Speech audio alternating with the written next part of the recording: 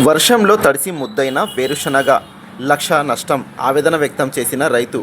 ఆరుగాలం కష్టించి పండించిన పంట వర్షంలో తడిసి ముద్దైన సంఘటన కర్నూలు జిల్లా గోనెగండ్లలో చోటు చేసుకుంది. గ్రామానికి చెందిన రైతు నాగల్దిన్ని అబ్దుల్ 6 ఎకరాల పొలం కౌలుకు తీసుకొని 2 ఎకరాల్లో వేరుశనగ సాగు చేశాడు. చేతికొచ్చిన పంట వర్షంలో తడిసి ముద్దవడంతో తీవ్రంగా నష్టపోయానని ఆవేదన వ్యక్తం చేశాడు.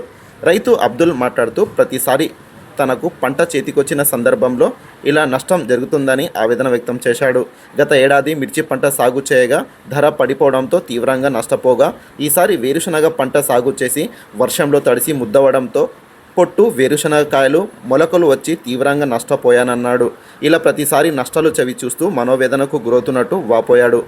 తనలాంటి రైతులకు ప్రభుత్వం అండగా నిలవాలని కోరాడు. మా ఛానల్ మీకు నచ్చితే లైక్ చేయండి, షేర్ చేయండి. చూస్తూనే ఉండండి జీజీఎల్ న్యూస్.